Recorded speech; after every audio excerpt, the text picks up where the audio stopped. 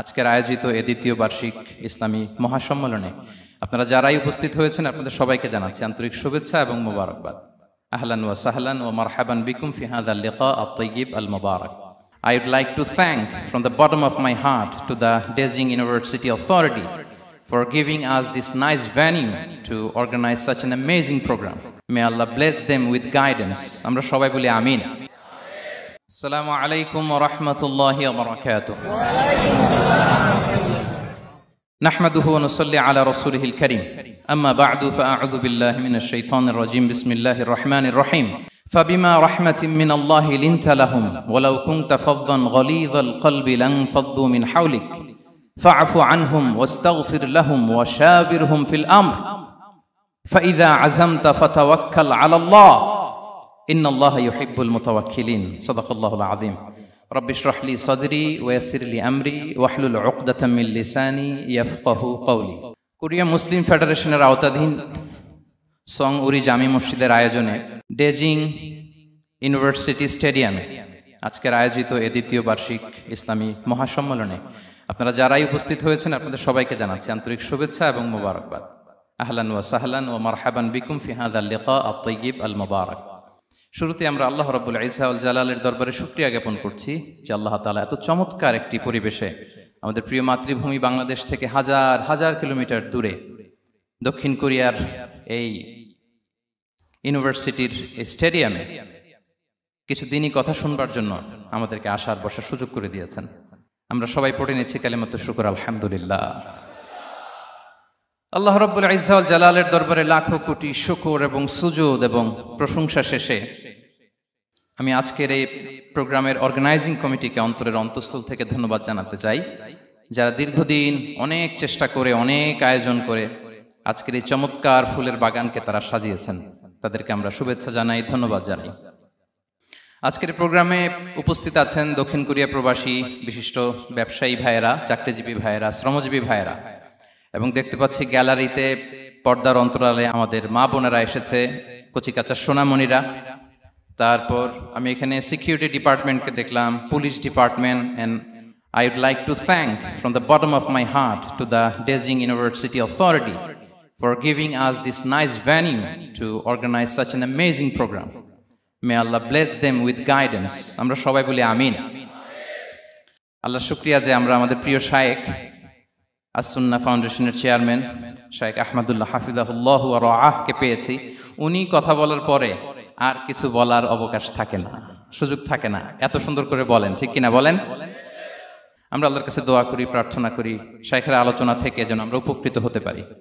শাইখ যে দিক নির্দেশনামূলক বক্তব্য আমাদের সামনে উপস্থাপন করলেন আমরা যেন সেগুলোর উপর আমল করতে পারি। প্রিয় ভাইরা, যে টপিকটি আমি চুজ করেছি আপনাদের জন্য আজকের এই কনভেনশনে বা কনফারেন্সে, সেটা হচ্ছে আমাদের প্রিয় নবী বিশ্বনবী মুহাম্মদুর রাসূলুল্লাহ সাল্লাল্লাহু আলাইহি ওয়াসাল্লামের আচরণ কেমন ছিল। কেমন ছিল আমার প্রিয় নবীজির আচরণ? তিনি মানুষের সাথে কেমন আখলাকে, কেমন ব্যবহার তিনি করতেন, কেমন ডিলিংস করতেন, তার ইন্টারাকশনগুলো মানুষের সাথে কেমন ছিল, তার আচরণ কেমন ছিল, এই টপিকে আমরা কথা শুনব। আমরা যদি কোরআনকে জিজ্ঞেস করি যে কোরআন তুমি বলো তো বিশ্বনবী সাল্লাল্লাহু আলাইহি ওয়াসাল্লামের আচরণ কেমন ছিল, আমার নবীর আখলাক কেমন ছিল, ব্যবহার কেমন ছিল, কোরআন খুব প্রিসাইজলি আমাদেরকে জানায় এবং বলে যে ওয়া ইন্নাকা লাআলা খুলুকিন আযীম, and verily you are on a very good standard of character.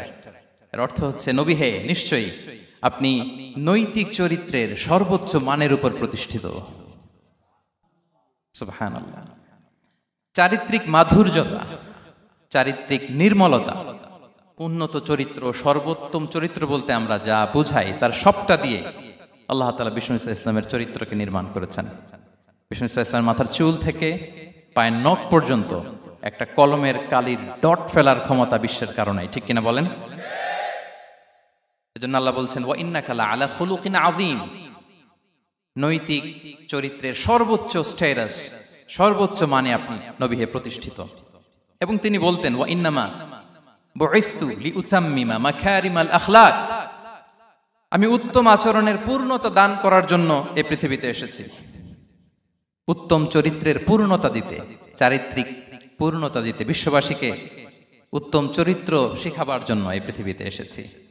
Vishnu ইসলামের চরিত্রের চাইতে সুন্দর চরিত্র এই পৃথিবীতে কারো কি হতে পারে? আমরা তো আমাদের নেতাদের চরিত্রের ব্যাপারে বলি, আমার নেতার চরিত্র ফুলের মতো। আসলে কোথায় কি বলতে হবে এই সেন্সটাই আমাদের নাই। আল্লাহু আকবার। বিষ্ণু ইসলামের চরিত্রের ব্যাপারে স্বয়ং আল্লাহ তাআলা সার্টিফাই করেছেন। এবং আম্মা জান আয়েশা রাদিয়াল্লাহু তাআলা আনহাকে যখন জিজ্ঞেস করা হতো যে হে আম্মা, আপনি বলেন তো আমাদের নবীজির চরিত্র কেমন ছিল, কাইফা কানা খুলুকু রাসূলিল্লাহ, কেমন ছিল নবীর চরিত্র, সাহাবারা বড্ড আগ্রহ নিয়ে জিজ্ঞেস করতেন। আম্মা জান আয়েশা বলেছেন কানা খুলুকুহু আল কোরআন, বিষ্ণু ইসলামের চরিত্র ছিল কোরআনই চরিত্র। কোরআনে যা করতে বলা হয়েছে, যা করতে বারণ করা হয়েছে, তা প্র্যাকটিক্যালি বিশ্বনবীর জীবনে সেটা করে দেখানো হয়েছে। এবং তিনি বলতেন ইনদামা রাসূলুল্লাহ সাল্লাল্লাহু আলাইহি ওয়াসাল্লাম ইয়ামশি আলাল আরদ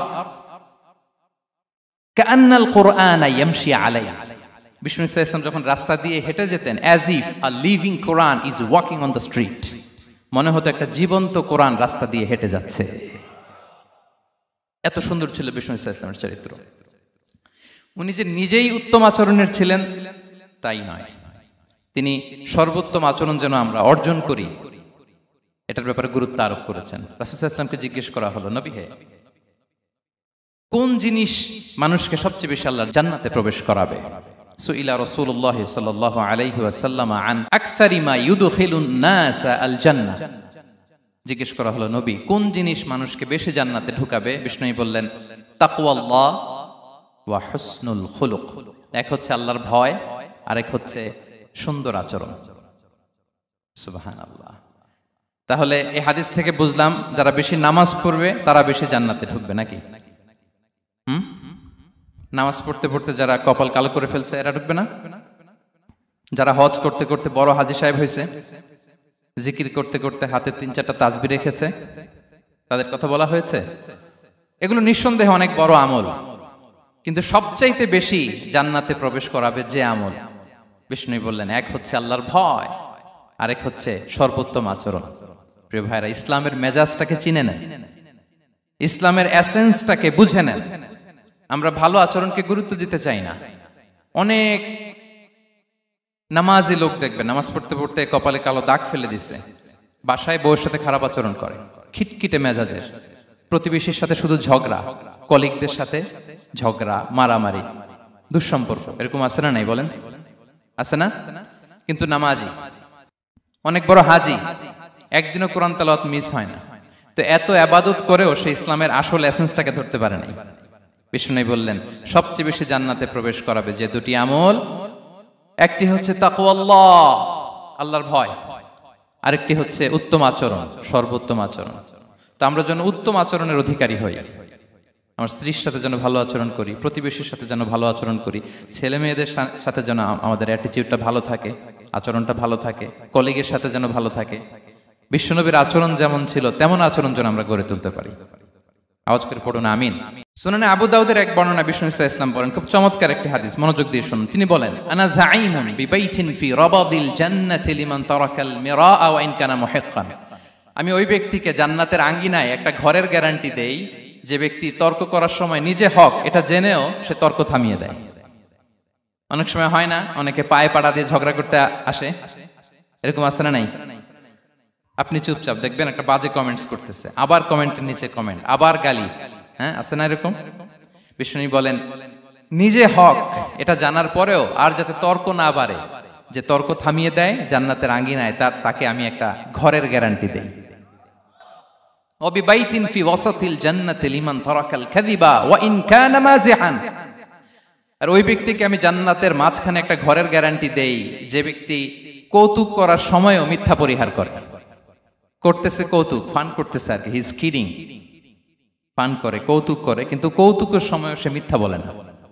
এই স্বভাব যাদের, তাদেরকে আমি জান্নাতের মাঝ বরাবর একটা ঘরের গ্যারান্টি দেই।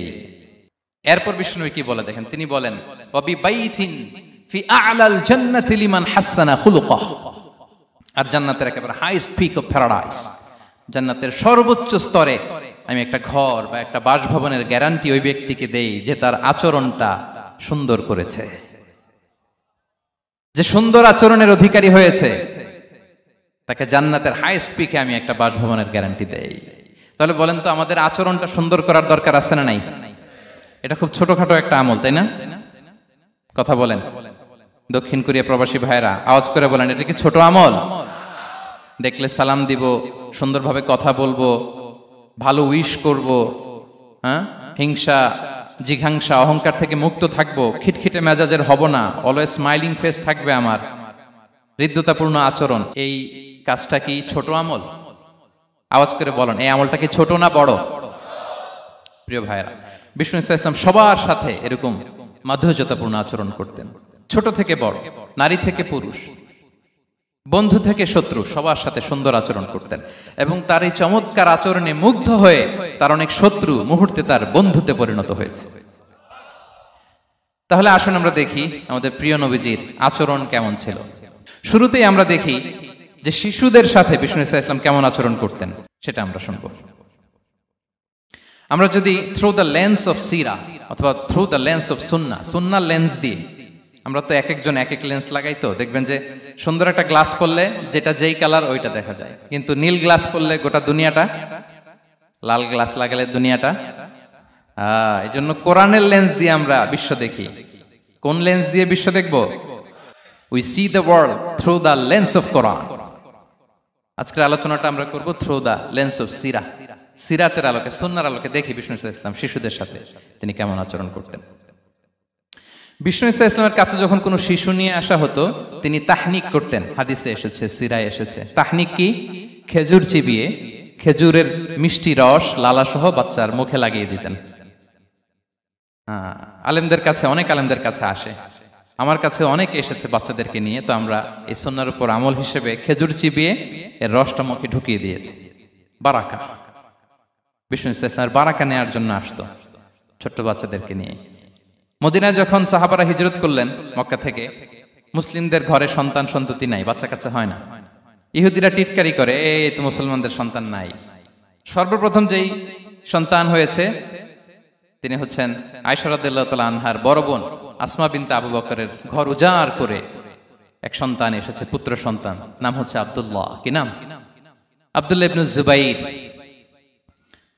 তো আসমা আব্দুল্লাহকে কোলে নিয়ে বিষ্ণুনবীর কাছে আসলেন। বিষ্ণুনবী খেজুর চিবিয়ে ওনার লালা মিশ্রিত রস খেজুর সহ মুখে লাগিয়ে দিলেন।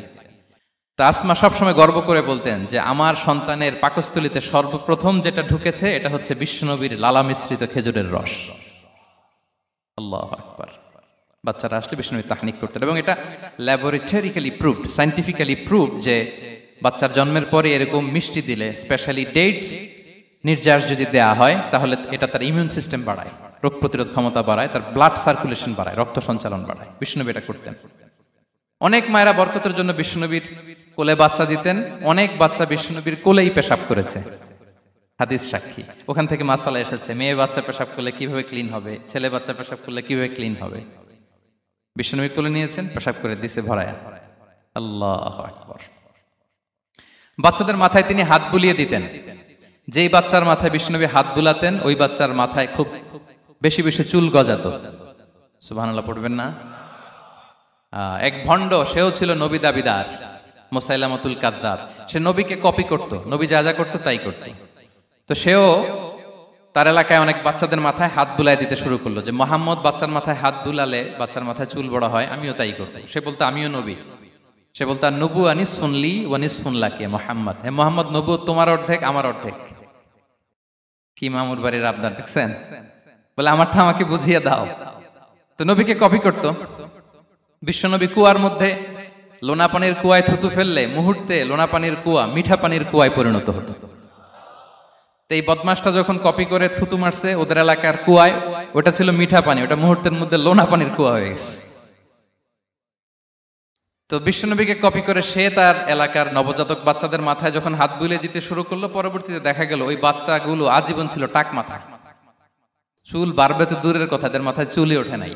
আল্লাহু আকবার, মুজিজাতুন নবী। তো বিষ্ণুনবী মাথায় হাত বুলিয়ে দিতেন, বাচ্চাদেরকে চুমু খেতেন। আপনারা বাচ্চাদেরকে কোলে নেবেন, আদর করবেন, চুমু খাবেন, বিষ্ণুনবীর সুন্নাহ এটা। বাচ্চাদের সালাম দিতেন। মাঝে মাঝে বাচ্চাদের সাথে মজা করতেন, তাদের সাথে খেলাধুলা করতেন। বাসার সময় পেলে এটা করবেন, ছেলেমেয়েদেরকে নিয়ে খেলতে নেমে যাবেন। শুধু বাচ্চাদের সাথে ফান করতেন এমন না, ভুল দেখলে শুধরে দিতেন। এক ছোট্ট বাচ্চা কোলে বসে খাবারের প্লেট থেকে এখান থেকে ধরে ওখান থেকে ধরে, তাও বাঁ হাতে। বিষ্ণু বললেন, ইয়া গোলাম সাম্মিল্লাহ, বিসমিল্লাহ বলো। কুল বিয়ামিনি, বাঁ হাতে নয় ডান হাতে খাও। ওয়া কুল মিম্মা ইয়ালিক, আর এদিক সেদিক থেকে নয়, তোমার সামনে যেটা আছে ওইটা খাও। সুবহানাল্লাহ। শুধরে দিতেন। সাদাকার খেজুরের স্তূপ ছিল, জাকাতের খেজুর।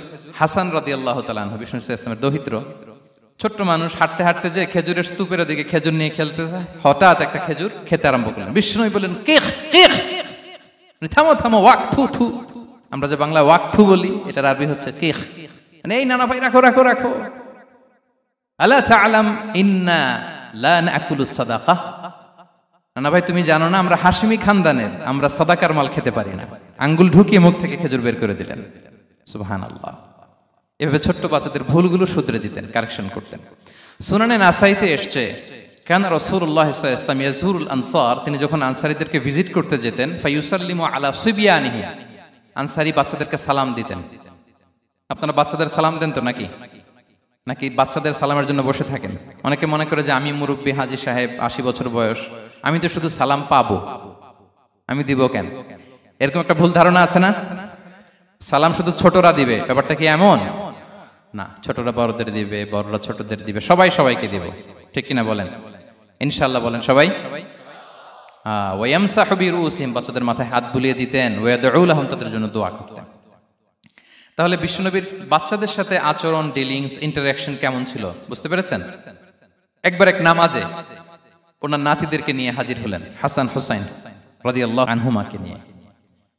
তো নামাজের এক সিজদায় বিশ্বনবী এমন লম্বা সময় সিজদায় পড়ে রইলেন, মাথা আর উঠান না। মুসল্লিরা তো অবাক, সাহাবারা ভাবলেন, হায় রে, নবীজি অসুস্থ হয়ে গেলেন নাকি, অথবা ওহী নাজিল হলো নাকি। নামাজ শেষে সাহাবারা জিজ্ঞেস করলেন, ইয়া রাসূলুল্লাহ, আপনি কি অসুস্থ হয়েছেন নাকি ওহী নাজিল হচ্ছিল? এত লম্বা সিজদা দিতে তো কখন দেখি নাই। বিশ্বনবী বললেন, না না, কুল্লুন যালিকা লাম ইয়াকুন, কোনটাই না, বরং ওয়ালাকিন নাবনি ইরতাহালানি, আমার নানা ভাই হাসান হুসাইন সিজদারত অবস্থায় আমার পিঠের উপরে উঠে বসেছিল। ফাকারিহতু আন উআজ্জিলাহু হাত্তা ইয়াকদিয়া হাজাতা,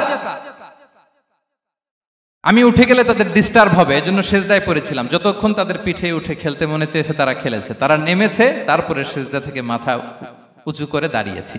সুবহানাল্লাহ বিহামদি। তো আমরা কাঁধে নিয়ে খেলবো তো দূরের কথা, আমরা অনেকে বাচ্চাদেরকে মসজিদে দেখলেই রেগে যাই, আছে না নাই? অনেক মুরব্বীরা আছে মসজিদে বাচ্চা দেখতে পারে না, দেখবেন, হ্যাঁ, খিটখিটে মেজাজের হয়ে যায়, রিয়্যাক্ট করে। আলহামদুলিল্লাহ গত অনেক বছর ধরে বাংলাদেশে এটা নিয়ে আমরা কন্টিনিউয়াসলি বলেছি যে না, শিশুদেরকে আপনারা মসজিদে আসলে ধমক দিবেন না, ভুল করলে, আওয়াজ করলে, চিৎকার করলে তাদেরকে বকা দেওয়া যাবে? বলেন। আজকে যদিও বকা খেয়ে মসজিদ থেকে ফিরে যায়, আর কোনোদিন মসজিদের দিকে পা বাড়াবে? ও যাবে ক্লাবে, হ্যাঁ, ও যাবে গানের কনসার্টে, আর ফেরাতে পারবেন মসজিদে? আর আসবে না। খবরদার, আপনার একটা ধমকের কারণে মসজিদমুখী কোনো শিশু যেন অন্যদিকে না যায়। বুঝাবেন যে আব্বু, এটা আমাদের ইবাদতগাহ, পবিত্র জায়গা, এখানে দুষ্টামি করতে হয় না, আওয়াজ করতে হয় না, আল্লাহ তোমাকে অনেক গুনাহ দিবে।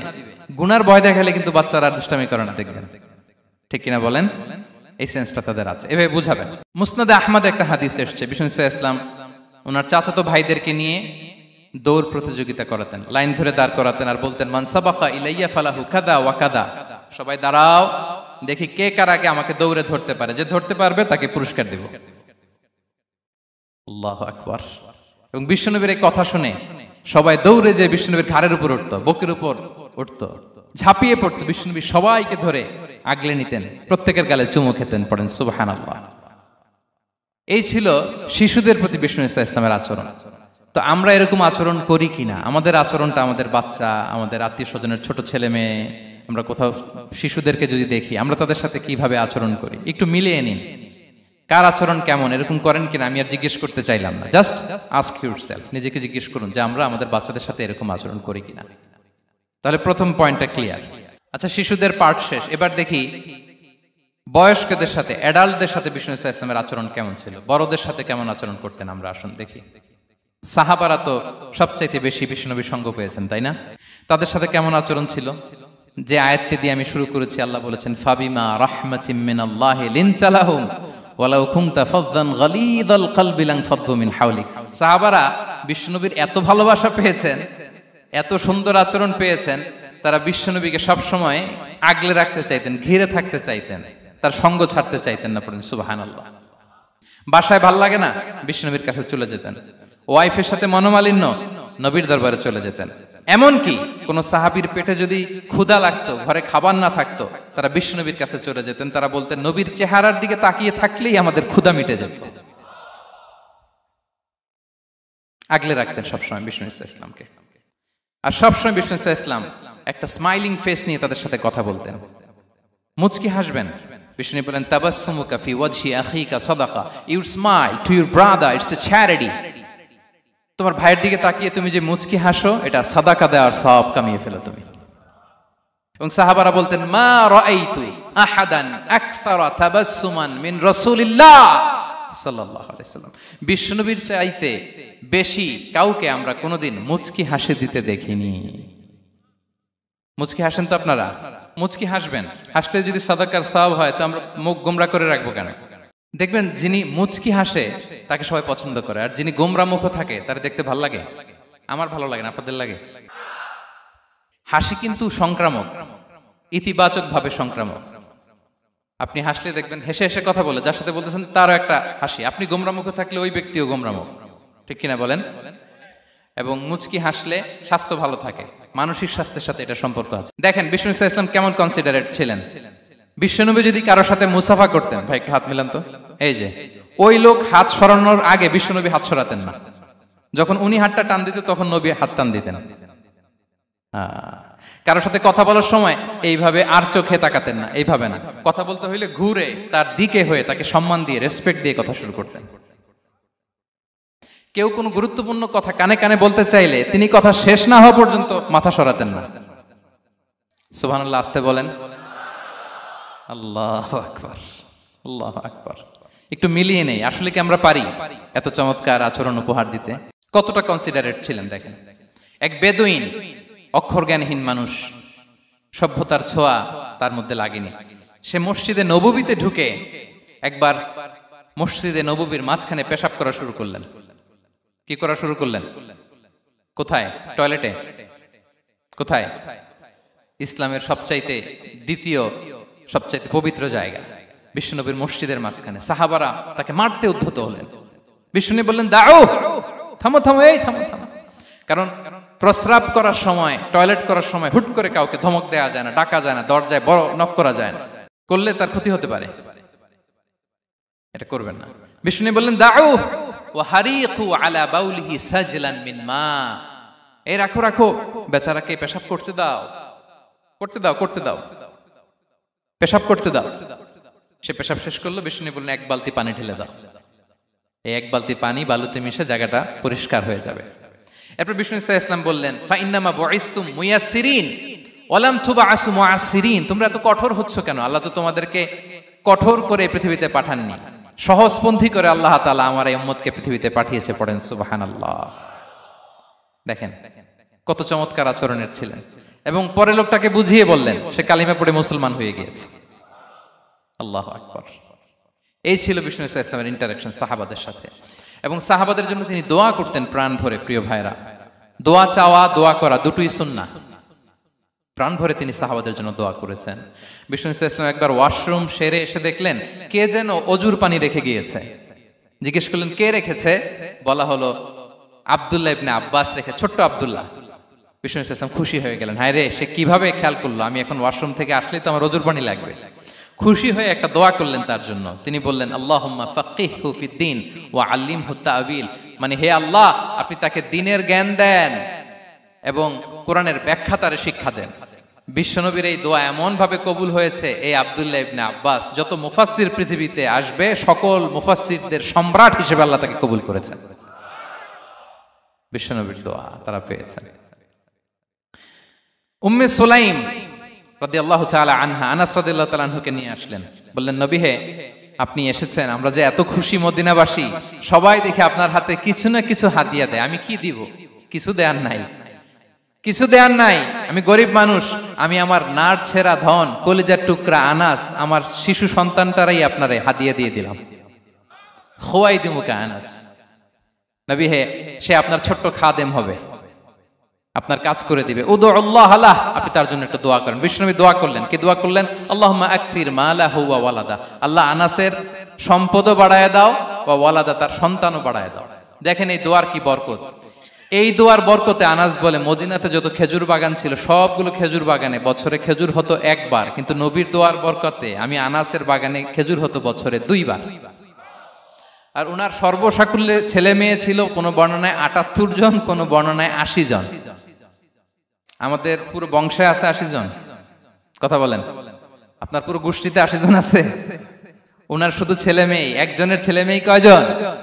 80 জন। বিশ্বনবীর দোয়া কি ইন্টারেকশন দেখেন, একজন ট্রু লিডারের কি বৈশিষ্ট্য। তিনি সাহাবীদের ভালো গুণ দেখলে তাদেরকে উৎসাহিত করতেন, ইন্সপায়ার করতেন, প্রশংসা করতেন। আবু মুসা আল-আশআরী রাদিয়াল্লাহু তাআলা আনহু, তিনি রাত জেগে চমৎকার কণ্ঠে তেলাওয়াত করতেন। একদিন তার ঘরের পাশ দিয়ে বিশ্বনবী যাচ্ছিলেন, পরের দিন বললেন, আবু মুসা, আমি কিন্তু তোমার কণ্ঠ শুনেছি, বড় সুরেলা গলা তোমার। লাকাত উতিতা মিজমারান মিন মাজামিরি আলি দাউদ, দাউদ নবীর গলায় আল্লাহ যে সুরের ঝংকার দিয়েছেন, এই উম্মতের মধ্যে আল্লাহ তোমার গলায় সেই সুরের লহরী ঢেলে দিয়েছেন। আচ্ছা বলেন, নবী যদি প্রশংসা করে যে তোমার তেলাওয়াতটা খুব সুমধুর হয়েছে, তার কেমন লাগবে বলেন তো? আচ্ছা নবী বাদ দেন, শায়েখ আব্দুর রহমান আস-সুদাইস এসে যদি আপনারে বলে তোমার কণ্ঠটা তো বড় মিষ্টি, কেমন লাগবে আপনার? আর স্বয়ং বিশ্বনবী যদি বলে, সুবহানাল্লাহ পড়বেন না? আল্লাহু আকবার। এইভাবে ইসলাম সাহাবাদেরকে উৎসাহিত করতেন। মাঝে মাঝে প্রশ্ন করতেন, তাদের অ্যাটেনশন গ্রো করার জন্য তিনি প্রশ্ন করতেন। একবার বলেন দেখি, কে বলতে পারে ইন্না মিনাশ শাজারি শাজারা লা ইয়াসকুতু ওয়ারাকুহা মাসালুহা মাসালুল মুমিন, একটা গাছ আছে, এই গাছের পাতা ঝরে না, এর দৃষ্টান্ত মুমিনের দৃষ্টান্ত। কে পারো দেখি? কোন সাহাবী পারে না, কারণ তারা ভাবতেছিল দূরের ওই সিরিয়ার কোন গাছ হবে, অমুক জায়গার মরুভূমির গাছ হবে, ঘরের পাশে যে খেজুর গাছ ওইটা আর কেউ ভাবে না। ভাবছে প্রশ্ন যেহেতু করছে, এত সহজ উত্তর হইলে তো প্রশ্ন করার কথা ছিল না। তারা এইটা বলে, ওইটা বলে, ক্যাকটাস, গুলমলাতা, ওই গাছ। নবী বলে না, ইন্নাহা আন-নাখলা, এটা খেজুর গাছ। কি গাছ? তো আব্দুল্লাহ ইবনে ওমর তখন খুব ছোট, তিনি মনে মনে ধরে ফেলছিলেন, কিন্তু ভয়ে বলে না। তো বাসায় যে ওমর রাদিয়াল্লাহুকে বলে, আব্বা আপনারা কেউ পারেন না, আমি তো জানতাম এটা খেজুর গাছ, তো বললা না যে? আব্দুল্লাহ বলে, আপনি পারেন না, অন্যান্য সাহাবারা বাচ্চা ছাড়া কেউ পারে না, আমি কেমনে কই? ওমর রাদিয়াল্লাহু বললেন, আজকে যদি তুমি বলতে পারতে, লাল উট পেলে আরবরা যে যত খুশি হয়, আমি তার চেয়েও বেশি খুশি হয়ে যেতাম। নবীর সামনে আমার বুকটা এত বড় হয়ে যেত। আল্লাহু আকবার। দেখেন, প্রশ্ন ছুড়ে দিয়ে মনোযোগ আকর্ষণ করতেন সাহাবাদের, রসিকতা করতেন মাঝে মাঝে।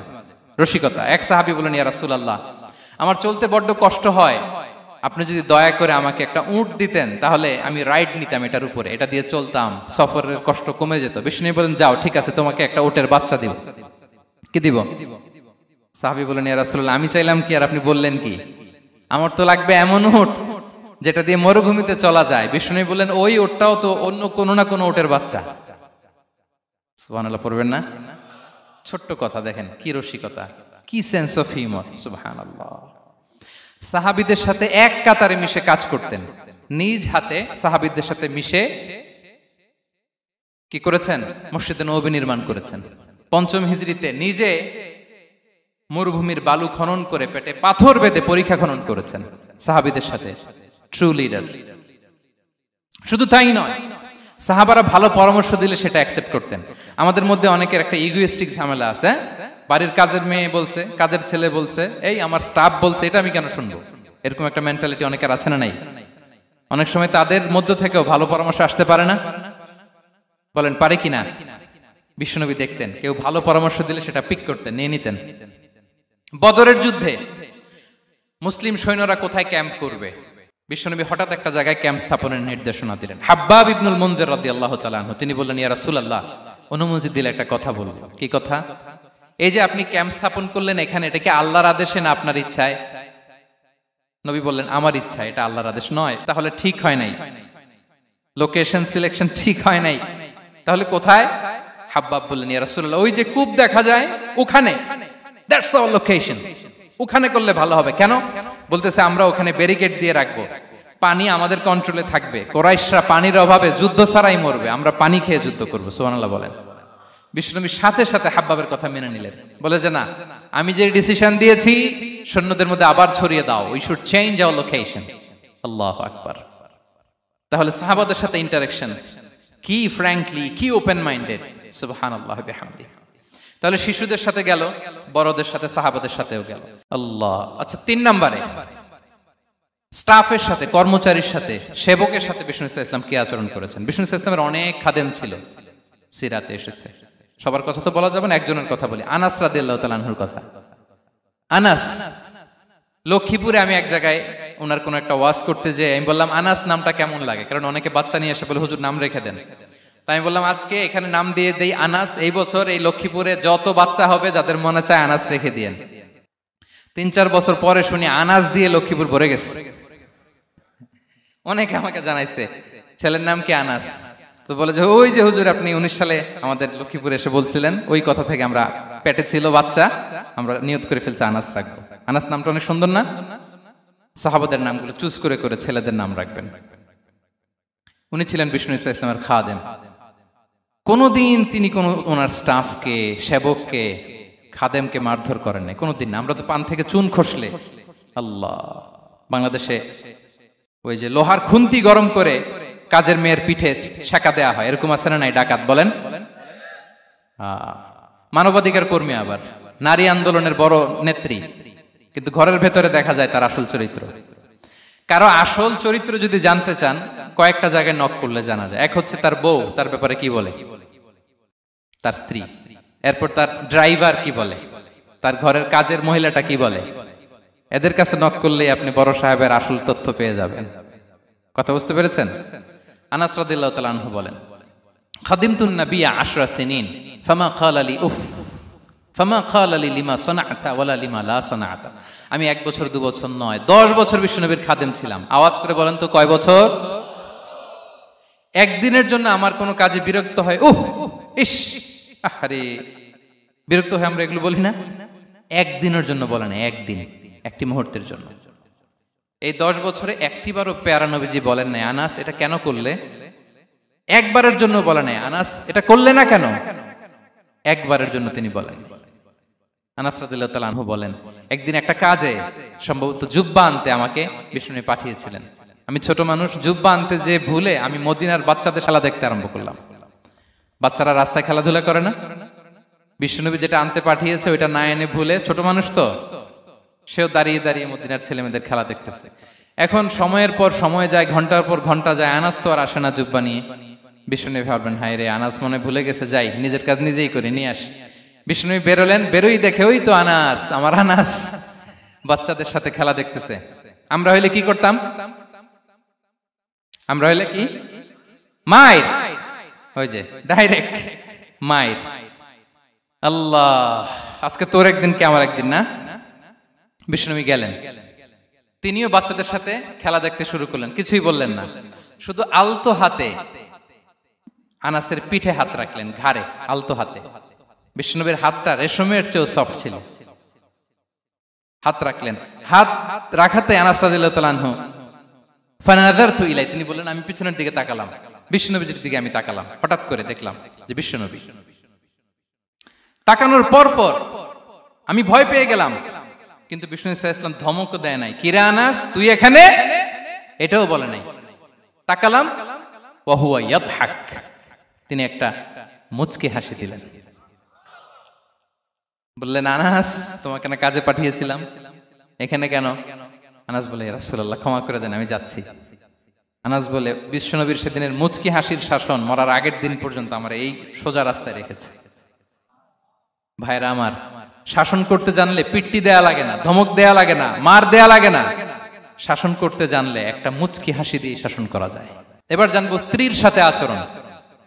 স্ত্রী, যার সাথে আমার সম্পর্ক খুবই গভীর, খুবই মজবুত, তার সাথে কেমন আচরণ ছিল? সিরাতে অনেক কথা এসেছে, আমাদের সময় নেই, সংক্ষেপে বলি। স্ত্রীদের তিনি আগে সালাম দিতেন, মসজিদ থেকে ঘরে পৌঁছে দিতেন, ঘরের কাজে সহযোগিতা করতেন, ওঠে ওঠার সময় হেল্প করতেন, মাঝে মাঝে স্ত্রীদের পরামর্শও নিতেন। আপনারা এগুলো করেন তো? করেন? এই যে আওয়াজ নাই, পেছনে কিন্তু ভাবিরা বসে আছে সবাই। উল্টা পাল্টা বললে এখানে উইটনেস আছে, খবর আছে আজকে। এগুলো করেন? করেন? হ্যাঁ, করতে হবে, করতে হবে। বিষ্ণু ইসলাম নিজ হাতে ঘরে উটের দুধ দহন করতেন, রুটি সেকা দিতেন, কাপড় সেলাই করতেন, এই কাজগুলো করতেন। এবং আম্মা জান আয়েশা রাদিয়াল্লাহু তাআলা আনহাকে এত ভালোবাসতেন, তিনি বলেন, আমি গোশত খেয়ে ওইটার হাড্ডিটা রেখে দিলে বিশ্বনবী আমার খাওয়া হাড্ডিটা নিয়ে আবার চুষতে শুরু করতেন। আমি গ্লাসের যেখান দিয়ে পানি খেতাম, পেয়ালার খুঁজে খুঁজে বিশ্বনবী ওই জায়গায় ঠোঁট লাগিয়ে পানি খেতেন। মাইমুনা রাদিয়াল্লাহু তাআলা আনহা বলেন যে আমি আর বিশ্বনবী এক বালতি থেকে মগ দিয়ে পানি নিয়ে দুজনে গোসল করেছি। আল্লাহু আকবার, কি চমৎকার আচরণ। এবং স্ত্রীদের নিয়ে তিনি সফর করতে বেরোতেন। একবার রাত্রিবেলা বিষ্ণু সাল্লাল্লাহু আলাইহি ওয়াসাল্লাম এবং আম্মা জান আয়েশা রাদিয়াল্লাহু তাআলা আনহা, বিষ্ণু বলেন চলো তো আমরা একটু দৌড় দেই, এক্সারসাইজ হয়ে যাবে। দুইজনে দৌড় দিলেন। তখন আম্মা জান আয়েশা রাদিয়াল্লাহু তাআলা আনহা একটু স্লিম ছিলেন, তো দৌড়ে বিশ্বনবী পিছে পড়ে গেলেন, আম্মা জান আয়েশা ফার্স্ট হয়ে গেলেন, আগে চলে গেলেন। বড্ড খুশি, উনি বিশ্বনবীকে হারিয়েছেন। আবার অনেক বছর পরে, তখন সময়ের ব্যবধানে আম্মা জান আয়েশা একটু হেলদি হয়ে গিয়েছেন, আগের মতো আর চিকন নেই। আবার বিশ্বনবী এক রাতে বললেন আয়েশা চলো আজকেও একটু এক্সারসাইজ করি, দৌড় দেই। দুজন মিলে দৌড় দিলেন। আজকে বিশ্বনবী আর আম্মা জান আয়েশাকে চান্স দেন নাই, তিনি জোরে দৌড়ে আম্মা জান আয়েশাকে রানার আপ করে দিলেন, উনি ফার্স্ট হয়ে গেলেন। এরপর কি বললেন জানেন? সুনান আবু দাউদের হাদিস, তিনি বললেন ইয়া আয়েশা হাদিহি বিতিলকা সাবকা। দেখেন বিশ্বনবী মনে রাখছেন, নোটে রাখছেন। বিশ্বনবী বললেন আয়েশা, ওই যে এত বছর আগে কোন এক রাতে মরুভূমিতে দৌড়ে আমাকে হারাইছিলা, আজকে ওইটার বদলা নিয়ে নিলাম।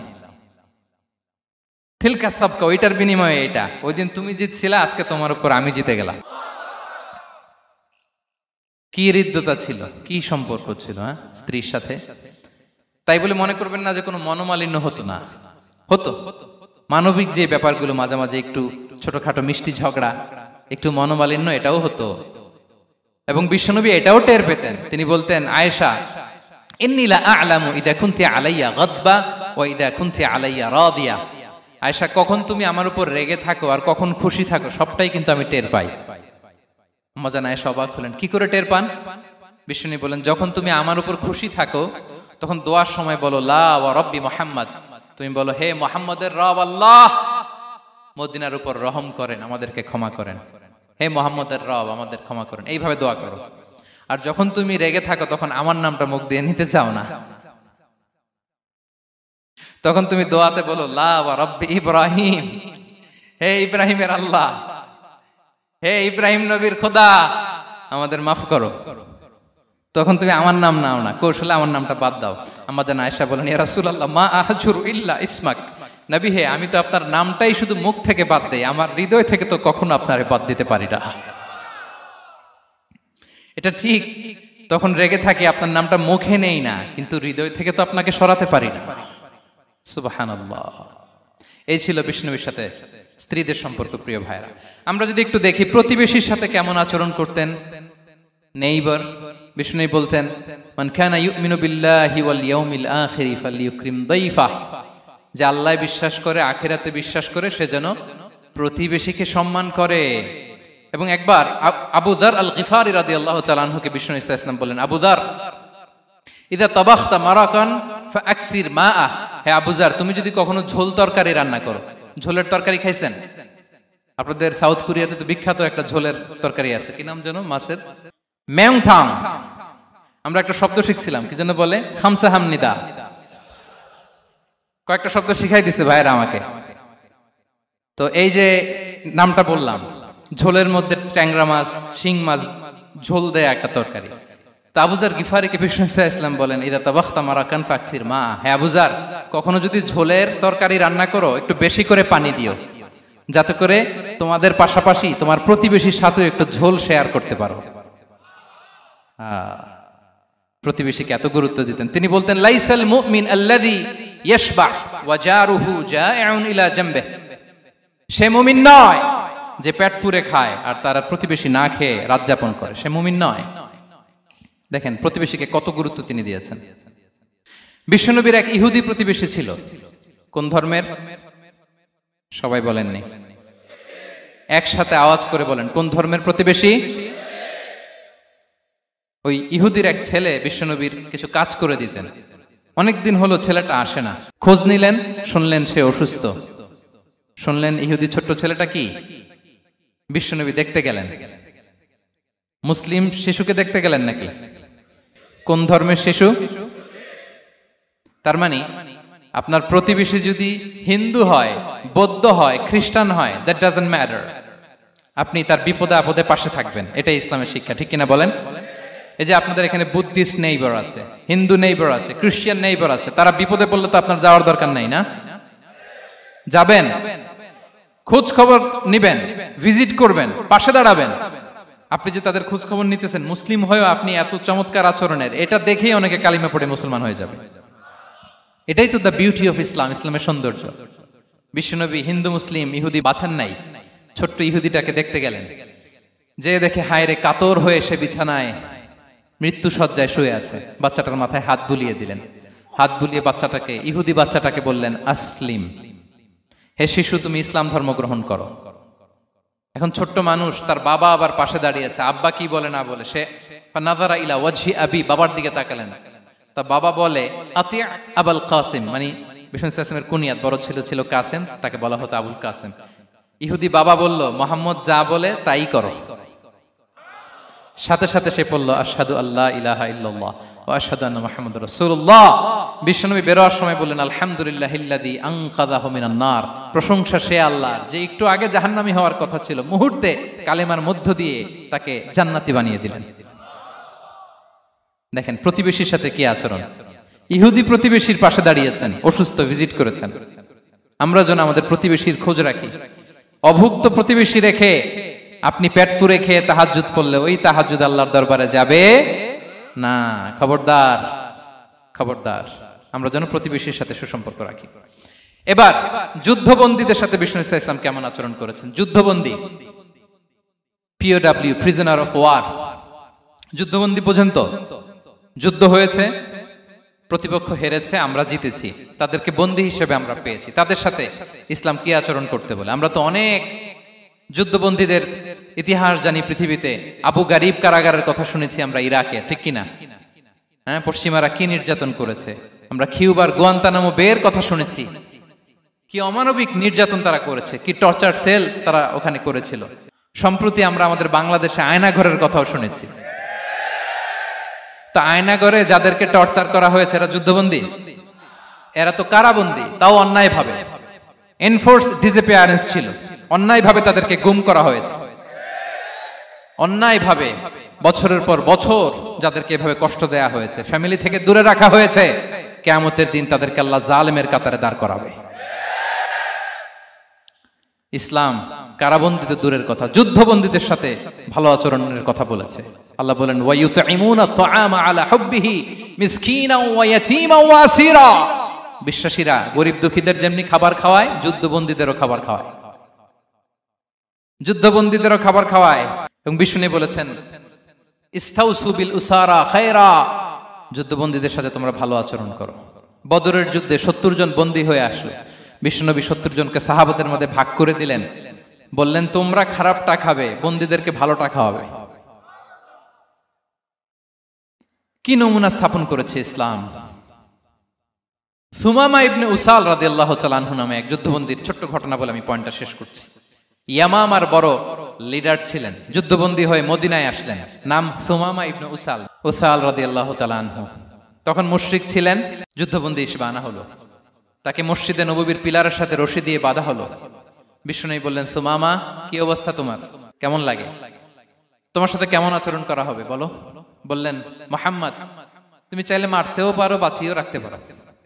বিষ্ণু বললেন, সুমামা এ দুনিয়াটাই শেষ নয়, আখিরাতে বিশাল এক জগৎ পড়ে আছে। তুমি যদি শাহাদা বাক্য পড়ো আমাদের ভাই হয়ে যাবা, তোমার সেফটি সিকিউরিটির দায়িত্ব আমাদের, আমরা তোমরা সবাই মিলে এক। তারপর একে একে বিশ্বনবী তার সাথে ইসলামের সৌন্দর্যগুলো তুলে ধরলেন, সালাত কি, যাকাত কি, এগুলো বুঝালেন। বাড়িতে যেয়ে বললেন সবচেয়ে ভালো খাবার রান্না করো, একজনকে দিয়ে মসজিদে পাঠালেন। যুদ্ধবন্দীর সাথে কি আচরণ দেখছেন। এরপরের দিন বিশ্বনবী আবার তাকে ইসলামের দাওয়াত দিলেন।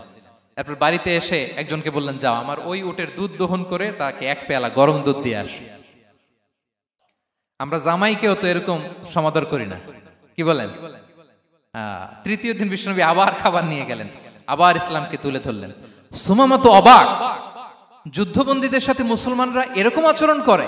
3 দিন ধরে লাগাতার যখন ইসলামকে প্রেজেন্টেশন শেষ, বিষ্ণু বললেন, যাও এবার সুমামা ইবনে উসালের রশিটা খুলে তাকে ছেড়ে দাও। সাহাবারা বললেন, বলেন কি ইয়া রাসূলুল্লাহ, ভয়ঙ্কর। বিশ্বাসঘাতকতা করবে, মেরে ফেলবে আমাদের। বিষ্ণু বললেন, না, আমি যা জানি তোমরা তা জানো না, ছেড়ে দাও। সুমামাকে ছেড়ে দেয়া হলো।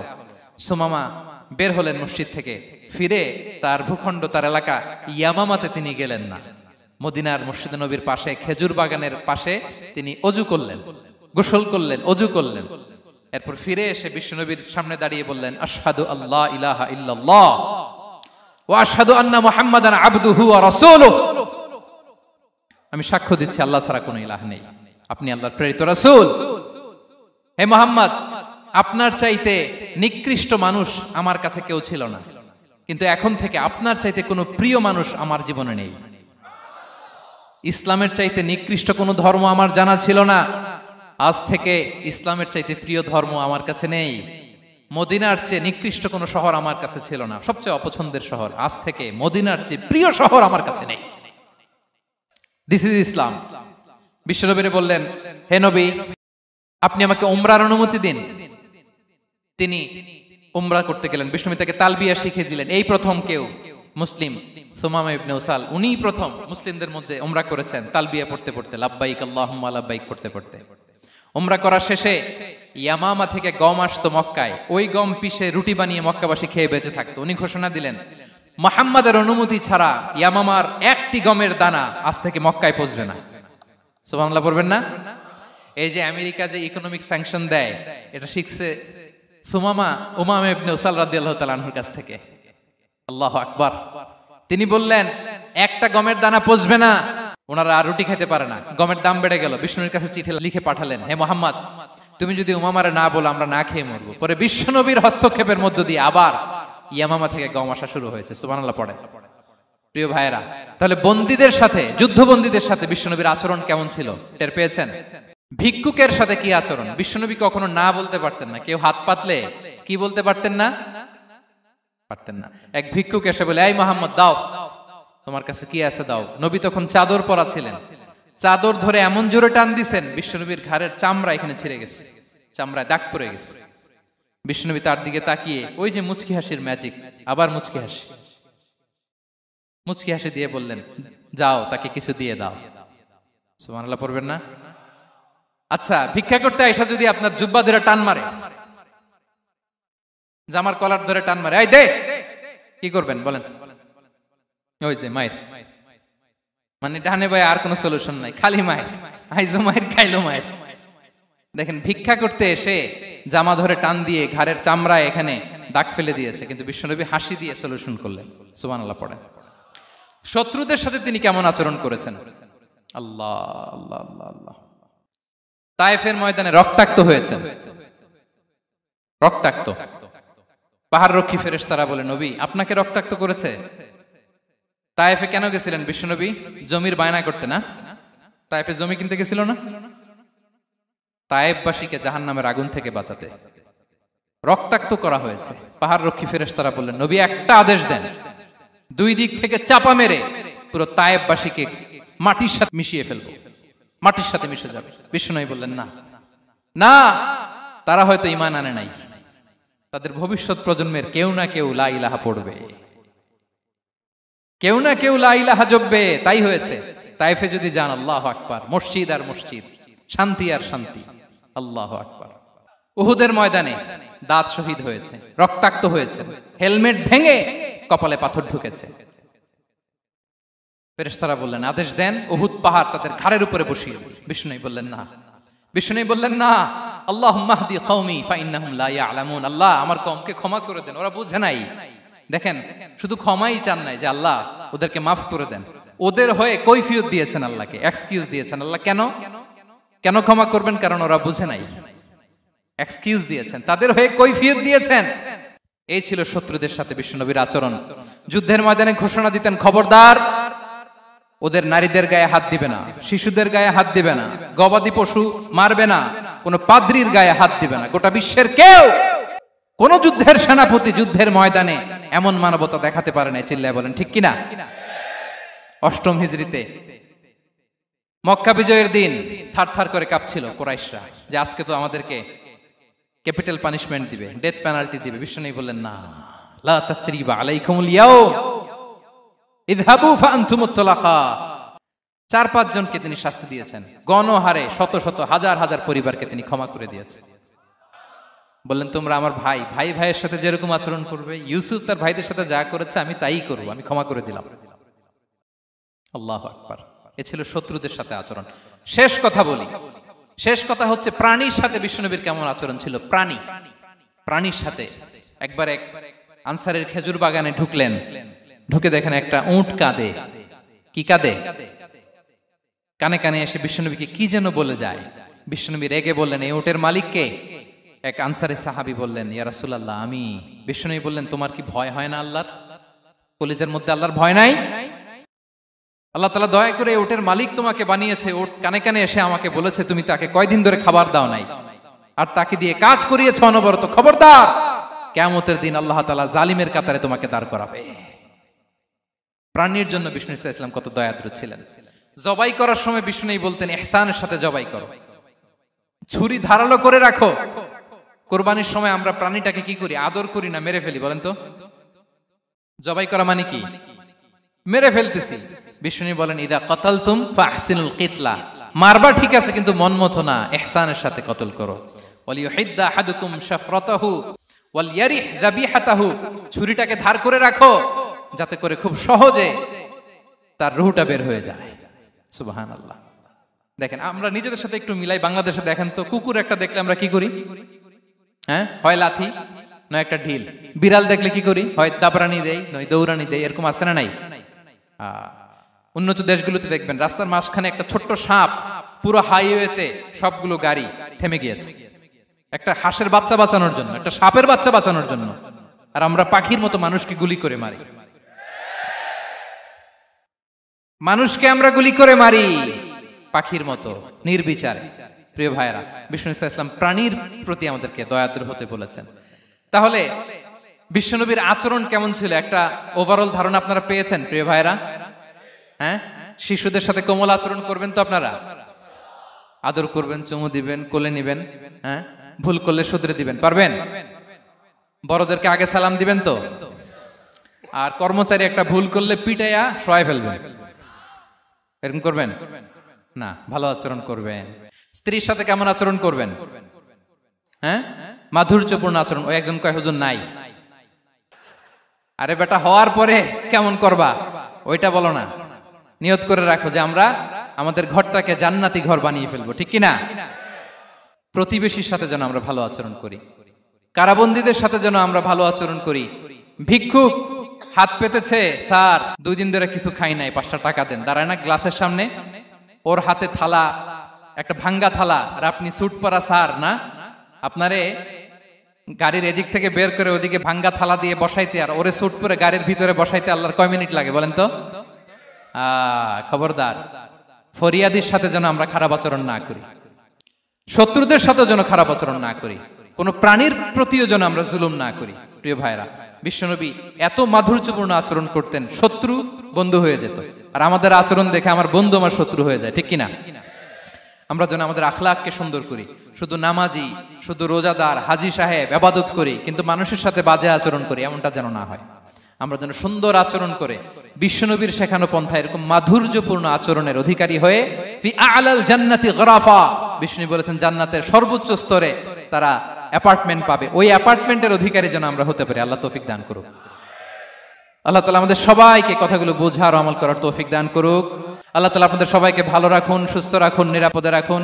হাযা মা ইনদি ওয়াল ইলমু ইনদাল্লাহ আলাইহি তাওয়াক্কালতু ওয়া ইলাইহি উনী। ওয়াসসালামু আলাইকুম ওয়া রাহমাতুল্লাহি ওয়া বারাকাতুহু।